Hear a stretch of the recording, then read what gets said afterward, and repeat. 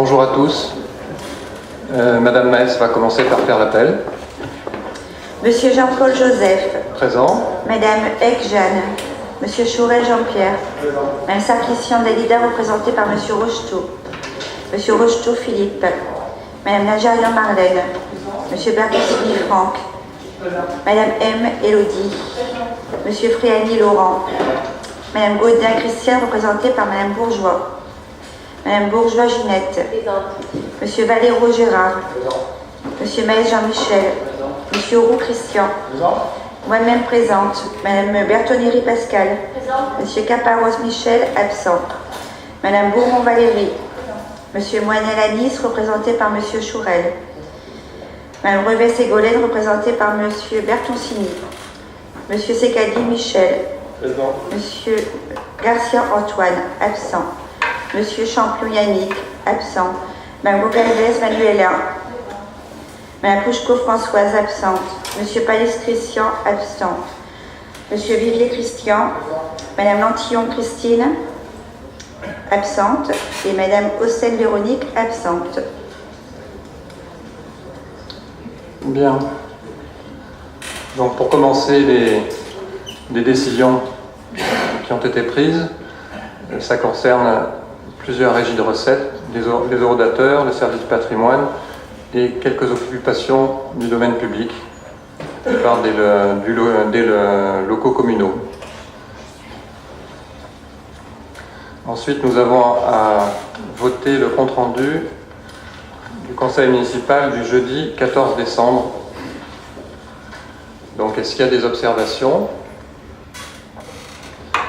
Qui est contre? Qui s'abstient? Qui est pour? Et nous passons à la première délibération qui est le débat d'orientation budgétaire. Monsieur le maire, est-ce que je peux poser une question? Madame Mocalvez. Merci. Monsieur le maire, pouvez-vous nous apporter quelques informations sur la préemption de la résidence du Bosquet? Alors, j'ai pas eu le temps parce qu'entre-temps, normalement c'est par mail, j'ai bien revu le règlement. Alors pour l'instant, c'est trop tôt pour en parler publiquement, dans la mesure où c'est entre les mains de la préfecture qui a le droit de préemption. Donc on va dire que le dossier est en cours. Je ne peux pas en parler publiquement pour l'instant. D'accord, vous communiquerez dans le temps voulu. Oui. Merci.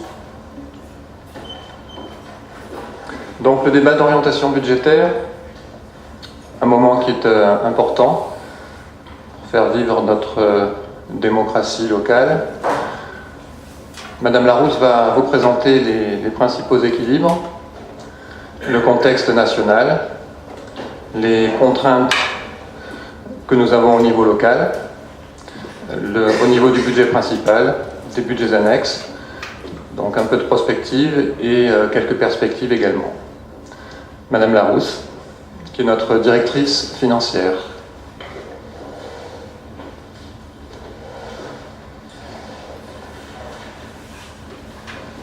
Nous allons voir la loi de programmation des finances publiques, la loi de finances. Ensuite, l'évolution du contexte socio-économique, avec le contexte macroéconomique et le contexte local. L'évolution des dépenses et des recettes, les perspectives budgétaires, la prospective, la dette, et ensuite les budgets annexes. Donc cette année, la loi de programmation 2018-2022 est particulièrement importante pour les collectivités, car elle fixe des objectifs, une trajectoire, et pour certaines collectivités qui vont devoir contractualiser donc avec l'État, et s'en tenir donc à ces objectifs. Donc tout d'abord, au niveau de la dette publique, au troisième trimestre 2017, on atteint 98,1% du PIB. En 2000, on était à 58,7%. Donc la dette publique est colossale en France. Et le gouvernement donc, a choisi non pas de baisser les dotations aux collectivités, mais d'imposer une trajectoire de désendettement de 2,6 milliards donc, par an, et ensuite une contractualisation avec l'État, donc pour les régions, les départements, les communes et les EPCI. Dans le projet initial, on s'attachait à regarder la strate des collectivités. Dans le texte donc, qui a été adopté le 31 décembre, on regarde donc les dépenses réelles de fonctionnement du compte de gestion 2016 les collectivités qui auraient un compte de gestion avec des dépenses réelles de fonctionnement supérieures à 60 millions d'euros pour le budget principal, elles devront contractualiser. Donc ce n'est pas le cas de Bandol, ce n'est pas non plus le cas de la communauté d'agglomération sous Saint-Eudol. Toutefois, on peut penser que dans les années à venir, ces objectifs pourraient nous être imposés. Donc l'objectif dans ces contrats sera de maîtriser donc, les dépenses de fonctionnement de 1,2%, avec un plafond aussi à respecter au niveau de la capacité de désendettement de 12 ans donc, pour les communes et les EPCI, 10 ans pour les départements et 9 ans pour les régions. Ensuite, on a eu l'adoption de la loi de finances 2018 qui a aussi apporté certaines modifications et certaines oppositions qui ont impacté donc, les collectivités, notamment la suppression de la taxe d'habitation pour 80% des ménages d'ici 2020. Le report d'un an du PPCR, donc parcours professionnel, carrière et rémunération. Donc il s'agit de réformes liées à la carrière des agents publics et qui a un coût pour la collectivité. Donc ça irait plutôt dans le sens où cette année on n'aura pas cette charge-là, mais on l'aura l'année prochaine. Et la mise en place d'un jour de carence en cas de maladie. Lorsque ce jour de carence avait été institué, sous le précédent gouvernement, M. Sarkozy, voilà, on avait quand même eu une baisse des arrêts maladie. Donc ça nous impactera peut-être sur la masse salariale avec moins d'absence. Donc le contexte macroéconomique. En 2018, la reprise économique se confirme avec une croissance mondiale qui passe de 3,2% en 2016 à 3,6% en 2017 et 3,7% en 2018. Les niveaux de taux sont toujours très bas. Chaque année, on se dit que ça va remonter. À l'heure actuelle, on a des taux qui sont encore négatifs pour l'éolien et l'Euribor. Et la croissance française devrait s'établir à 1,7 en 2017 et 2018.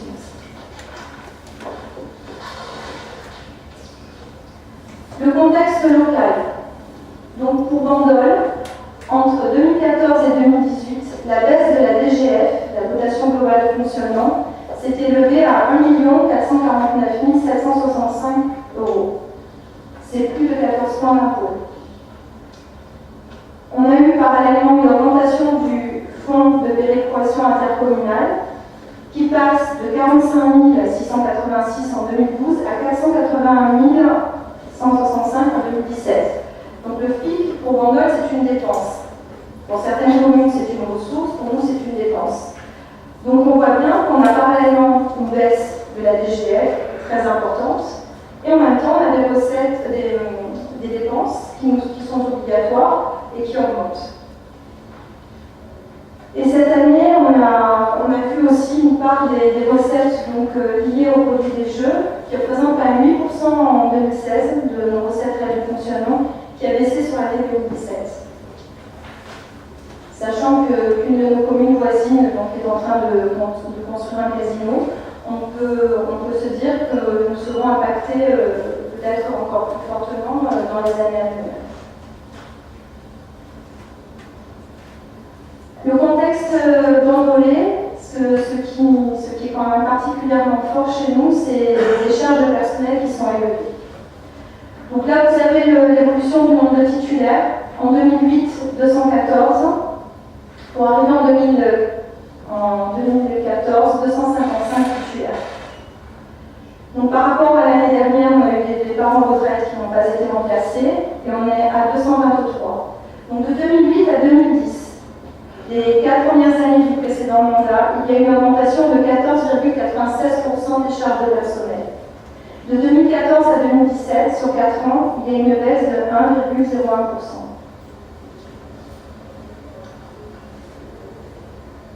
Donc là, ce graphique représente les dépenses et les recettes réelles.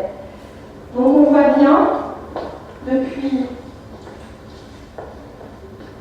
2009, donc les recettes n'ont fait que baisser jusqu'en 2014.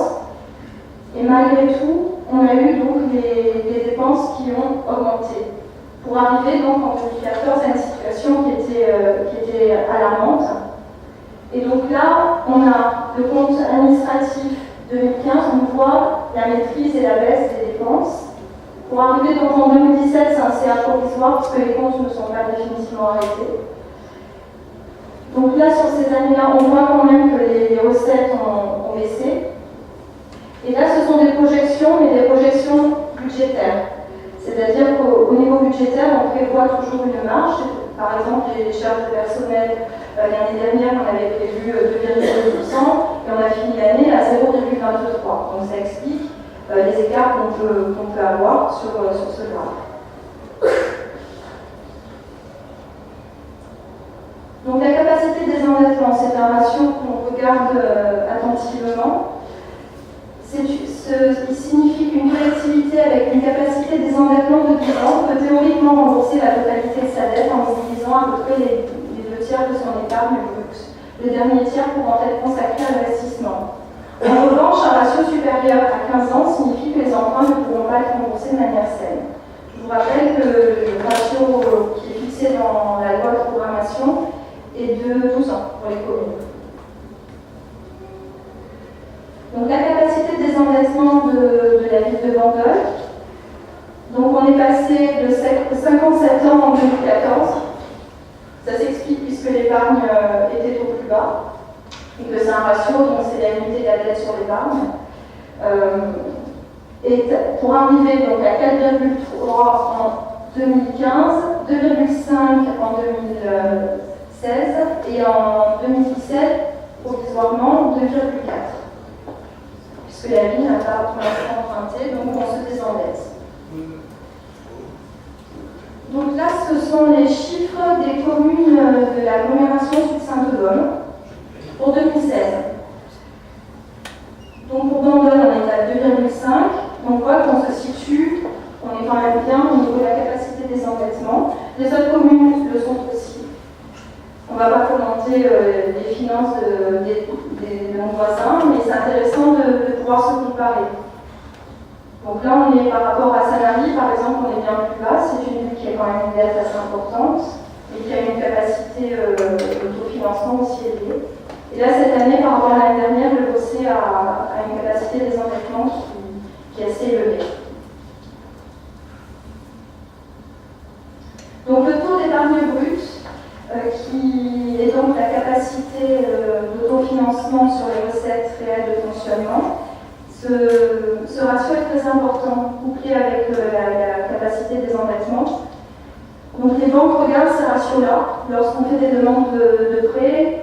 Et souvent, les banques arrivent, elles ont déjà leurs chiffres, elles les ont d'après nos comptes de gestion, et elles ont ces ratios. Donc en moyenne, les communes sont à 15%. La moyenne, c'est-à-dire qu'il y a des communes qui sont bien au-delà et d'autres qui sont en dessous. Donc là, on le voit bien, le taux d'épargne brute qui a vraiment chuté pour arriver en 2014 à 0,6% pour remonter. Et cette année encore, même s'il devrait un peu baisser, il se situe quand même dans des niveaux qui sont relativement acceptables. Mais on doit rester vigilant puisqu'on n'est même pas sur la moyenne des communes à hauteur de 15%. Donc là, vous voyez l'autofinancement. Quand on parle d'autofinancement, qu'est-ce que c'est? Donc la capacité d'autofinancement, c'est la différence entre les recettes réelles de fonctionnement et les charges, les dépenses. On bascule donc cet autofinancement en recettes d'investissement. Et en rapport avec les dépenses d'investissement, on a donc nos ressources. Et là, ça représente le besoin de financement.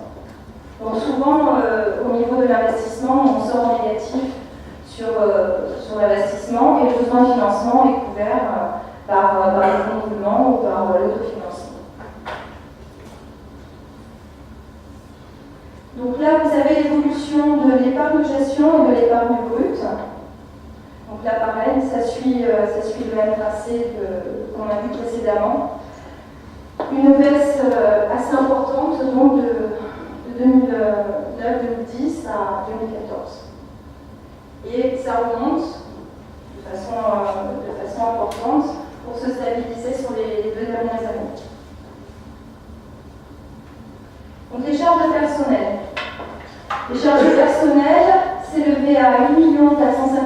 000 € en 2008. Et on devrait donc, sur l'année 2017, être à 10 446 000. Donc on voit la hausse importante des charges de personnel. Et là, on voit bien, depuis 2014, qu'on est même en dessous du niveau de 2014 en 2017. Donc 3 ans après, on est en dessous de ce niveau-là. Et on voit que ça s'est stabilisé. Malgré les réformes qui ont impacté donc, les carrières d'aménagement, on a quand même réussi à maîtriser ces dépenses-là. Donc l'évolution du nombre de titulaires. Voilà, donc là on arrive à 223 en 2018.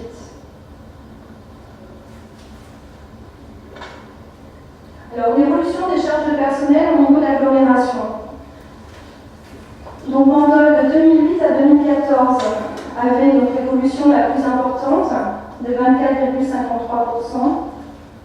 Par rapport au Bosquet, Sanary, Saint-Cyr. Il n'est pas intéressant de se comparer à Boubou et Bnos, c'est des communes qui n'ont pas de la même strate. Par contre, Saint-Cyr a plus d'habitants, le Bosquet aussi, Sanary est 2 fois plus d'habitants. Donc c'est intéressant de se comparer à ces communes-là au niveau de nos charges. Et donc là, de 2014 à 2016, ce qui est intéressant de voir, c'est que sur les 4 communes, il y en a quand même 3 qui ont maîtrisé leur charge de personnel. C'est la preuve que la baisse des dotations, la baisse des ressources ont impacté nos collectivités, quelles qu'elles soient, et ont entraîné donc une maîtrise de certaines charges, notamment de personnel. Au niveau national, il s'est passé la même chose. Donc Bandol est quand même la commune qui a eu la baisse la plus importante.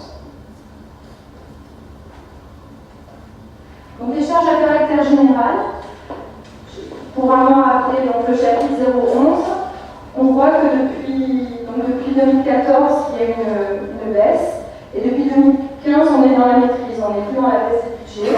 On est même sur certains budgets, notamment la culture, l'animation, sur des budgets un petit peu plus en hausse. Mais on est dans la maîtrise des charges globalement, ça se voit bien au niveau de la courbe.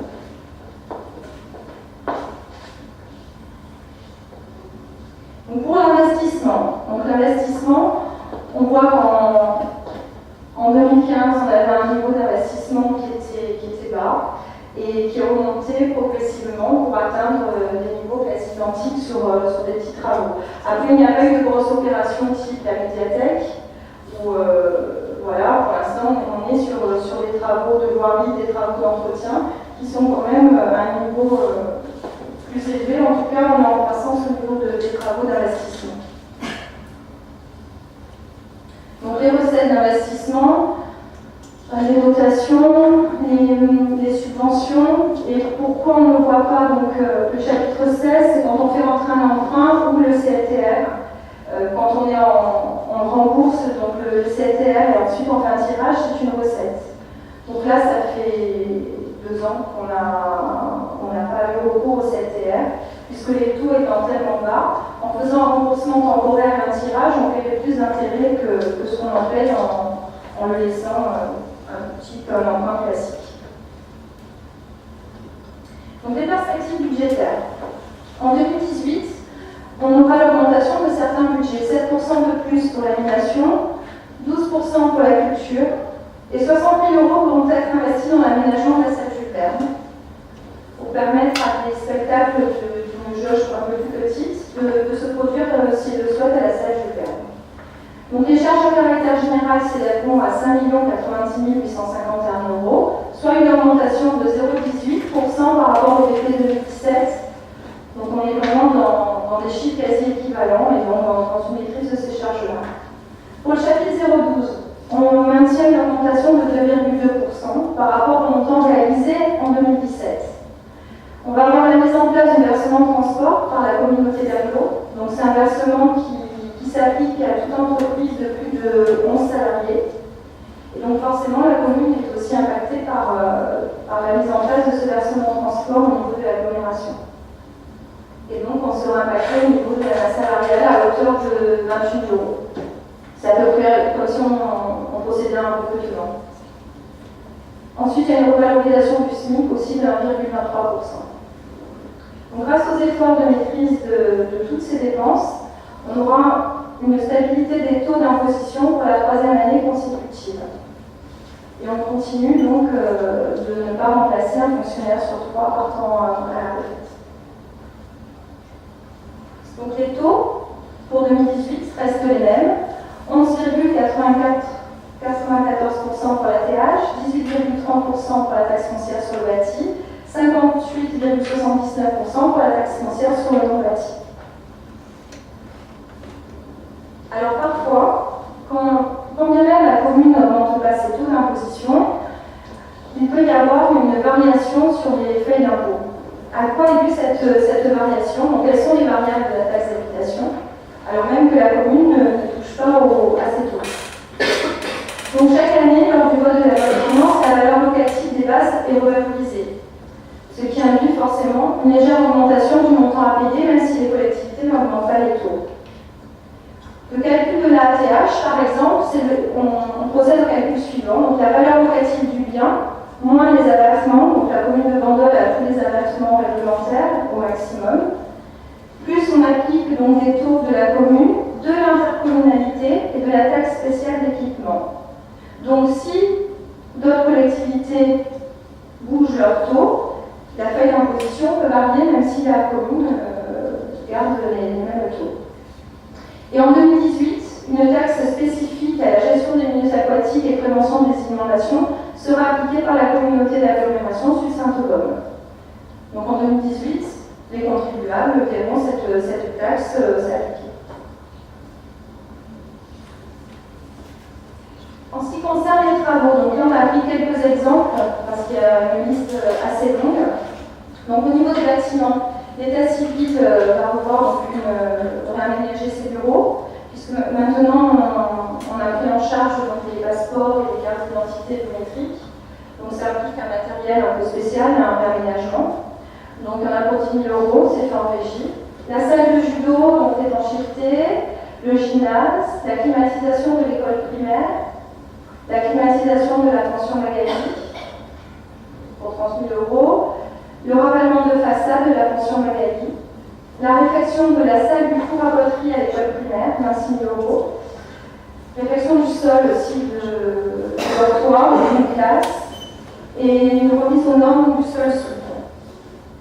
Donc beaucoup de travaux dans les écoles pour l'année à venir. Des travaux de voirie, avec un élargissement donc, de la rue de Madagascar. Des bordures de sécurité GSS au niveau de l'avenue de la Libération. Accessibilité voirie, mise aux normes de passage piéton. Fontaine, donc remise en état de la fontaine des Tortues, la fontaine du Bicentenaire pour 35 000 €. Au niveau des cimetières, donc l'aménagement des allées au cimetière central pour 40 000 €. Divers aménagements des murs et clôtures boulevard Bois-Morin. Au rond-point de Valongue, aménagement paysager, plantes et arrosage. Et sur le pluvial, donc création d'un pluvial avenue Jean Lost pour 126 000 €.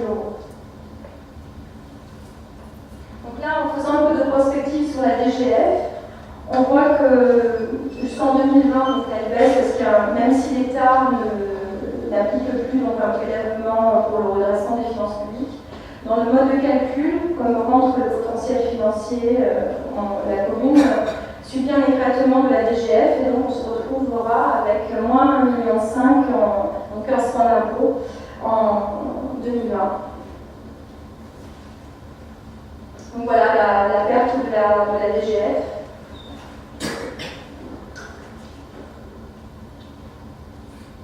Donc l'évolution du montant des contributions directes donc, de 2014 à 2020 en gardant donc des taux à l'identique, sans augmenter les taux, mais en appliquant juste une revalorisation des bases réglementaires de 1%. Peut-être juste préciser ce qui s'est passé en 2015 par rapport à 2014. Donc en 2015, il y a eu l'application de la taxe pour les résidences secondaires, une majoration pour les résidences secondaires. Majoration qui va aller de 5 à 60% maintenant. Donc nous, elle est de 20%, et une augmentation qui avait été décidée par le préfet suite au rejet du budget en 2015, de quelques pourcents. Donc en ce qui concerne les charges et la maîtrise impérative de nos charges de personnel, donc la structure de la masse salariale de Bandol, on arrive à 4,48% de catégorie A, alors que la moyenne nationale est de 6,48%. Donc je rappelle, la moyenne, ça veut dire qu'il y a des collectivités qui sont bien au-delà. 10,76% de catégorie B, on est en dessous aussi de la moyenne nationale qui est en 11,44%. Et 84,75% de catégorie C, alors que la moyenne nationale est à 82,08%. Donc on est sur un nombre inférieur de catégorie A et D par rapport à la moyenne nationale et un pourcentage de catégorie C supérieur à la moyenne nationale. Donc ça c'est l'évolution de la dette sur 5 ans, donc on voit quand c'est désendetté, on était à 10 240 670 donc dans le cours au 1er janvier 2014. Au 1er janvier 2018, on sera à 7 113 227,97. Donc ça c'est l'évolution du capital restant dû.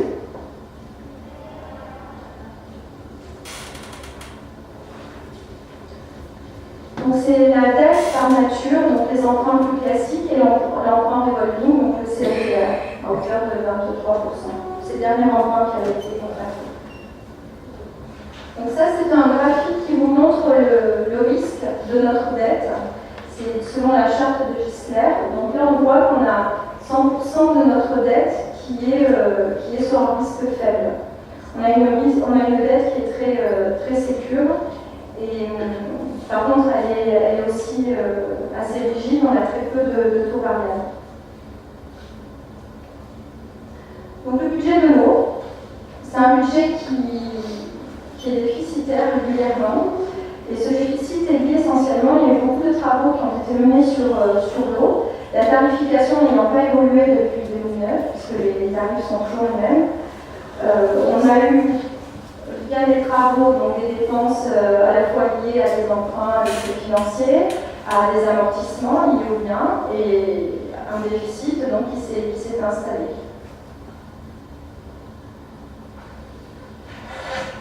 Donc ça, c'est l'évolution de la dette, de l'eau, de dette si on possède aucun nouvel emprunt.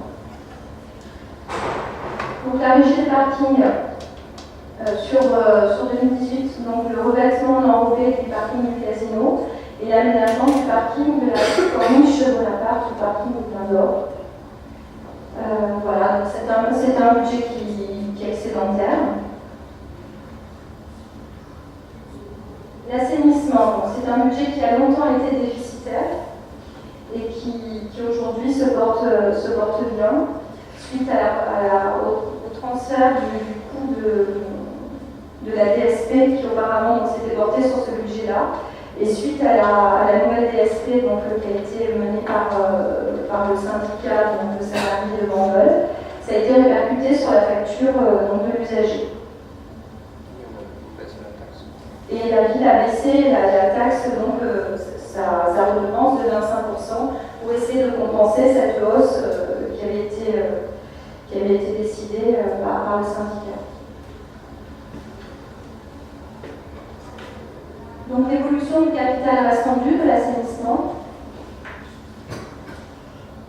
en 2037, il n'y aura plus d'emprunt. Ensuite, le budget du port. Donc, le budget du port, cette année, la maîtrise d'œuvre devrait être lancée dans le mois à venir pour la réfection donc, du quai ouest et des pannes A et B. On évalue à l'heure actuelle les travaux à 2,5 millions. Donc là, c'est le capital restant du budget du port. C'est un budget qui est excédentaire, qui a de bons ratios financiers, qui pourra absorber les travaux. Donc la chambre funéraire, c'est un tout petit budget, qui selon les années est excédentaire, d'autres déficitaires. C'est relativement classique pour ce genre de petit budget. Et ensuite, à la HTB, c'est le bus donc, qui circule dans la ville, et donc la ville verse une subvention d'équilibre de 135 000 €. Donc il y a 135 000 € de recettes et 135 000 € de dépenses. Voilà, donc les données qui vous ont été présentées, en ce qui concerne les communes voisines, vous pouvez trouver les chiffres sur les collectivités locales. Et parfois, ne soyez pas surpris, il existe des différences de présentation. Par exemple, les charges personnelles, on va parler du 0,12. Bercy va présenter le 0,12 moins le 0,13 qui est une atténuation de produit. Mais au final, les équilibres sont les mêmes, on retrouve au centime près les mêmes chiffres. Donc voilà, n'importe qui peut aller voir les comptes de toutes les communes de France. Je vous remercie.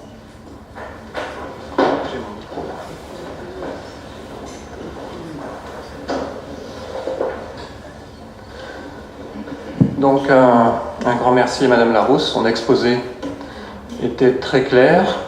Alors effectivement, vous avez à disposition sur le site du ministère des Finances les données essentielles concernant toutes les communes de France.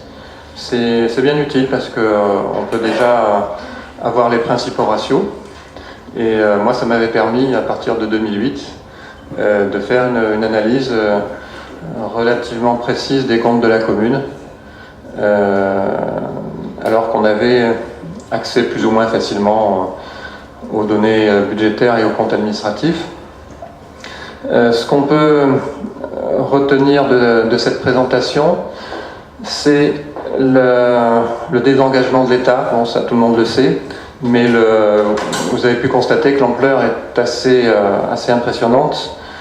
1 500 000 € de moins par rapport à 2013, et puis une augmentation on passe de 50 000 € en 2012 et c'est multiplié par plus de 10. La participation au FPIC, le Fonds de péréquation intercommunale et communale, donc une augmentation de pas loin de 500 000 €. Vous voyez qu'entre la baisse des recettes et l'augmentation des dépenses du fait de l'État, l'impact sur les finances communales est vraiment majeur. On n'est pas les seuls, bien entendu. Donc heureusement que depuis 2014, un effort considérable au niveau des dépenses a été fait par la commune, à la fois sur les dépenses à caractère général et sur les dépenses sur la masse salariale, comme Madame Larousse vous l'a bien indiqué. Ce qui fait que, il faut signaler aussi une augmentation de recettes, Madame Larousse l'a rappelé tout à l'heure, liée à la taxe d'habitation sur la résidence secondaire, plus l'augmentation des impôts qui a été décidée par le préfet en 2015, 8,3% sur les taux. Effectivement, c'était un ballon d'oxygène très significatif, mais qui ne compense pas l'addition des baisses de recettes et augmentation des dépenses dont je viens de vous parler. Donc cet effort l'effort fait par la commune a été considérable, une baisse de plus d'1,3 million des dépenses à caractère général depuis le début de la mandature, et une baisse aussi des charges de personnel d'un peu plus de 300 000 € en 2015. Et ça nous permet d'avoir des ratios qui sont corrigés et d'envisager deux choses principales. D'abord, il n'y aura pas d'augmentation d'impôts d'ici la fin du mandat, donc ça c'est une certitude, sauf si on se prenait la pénalité SRU de plein pot. Ça j'espère que non, mais on a déjà une augmentation qui est prévue pour cette année, dans la mesure où j'ai eu la mauvaise surprise de recevoir fin décembre un avis de décret qui mettait la commune en carence, mais ça c'est la poursuite plutôt de la carence, mais une augmentation de la pénalité SRU. Donc là pour l'instant on n'a pas le montant exact, mais on peut s'attendre à passer de 400 000 € à peu près à un peu plus de 600 000 €. Et le plafond maximal donc se situe aux alentours des 1 300 000 €. Donc je ne pense pas que le préfet, l'État décide de matraquer au niveau de ce plafond, mais je mettrai la seule incertitude grosse incertitude à ce niveau-là. Il faut souligner aussi le fait que les jours qui viennent ne sont pas si roses. En tout cas, il ne faut pas relâcher les efforts dans la mesure où non seulement le désengagement de l'État ne va pas s'arranger dans l'immédiat. Vous avez vu que la DGF va continuer à baisser par un mécanisme d'écrêtement même si il n'y a pas une décision de diminuer le montant total. Et puis on a des recettes qui ne sont pas pérennes par définition, avec les recettes du casino qui sont en baisse. Donc cette année, une légère baisse, mais si on regarde depuis 2008, ça a considérablement diminué. Il y a aussi les droits de mutation qui ne sont pas une certitude. Pour l'instant, il n'y a pas de souci de ce côté-là. Voilà, donc les efforts qu'on a faits étaient indispensables et l'incidence est à deux niveaux. D'abord au niveau des impôts, donc pas d'augmentation des impôts jusqu'à la fin du mandat, et investissement, c'est-à-dire que on a pu reprendre là pour l'instant, on n'a pas mis en œuvre encore de gros projets, je vais y revenir, mais on a fait des travaux qui sont de plus en plus importants dans Bandol, et pas uniquement sur le port, comme je l'entends parfois. Et d'ailleurs, ce sont des données qu'on rappelle à chaque réunion de quartier. Il y a des travaux qui sont faits dans les quartiers d'entretien, de voirie. Et en 2018, il est prévu un montant d'à peu près 1 300 000 euros de travaux de ce type, ce qui est quand même très important. Et ça permet aussi, donc vous avez vu que l'endettement s'est amélioré, les ratios, capacité de désendettement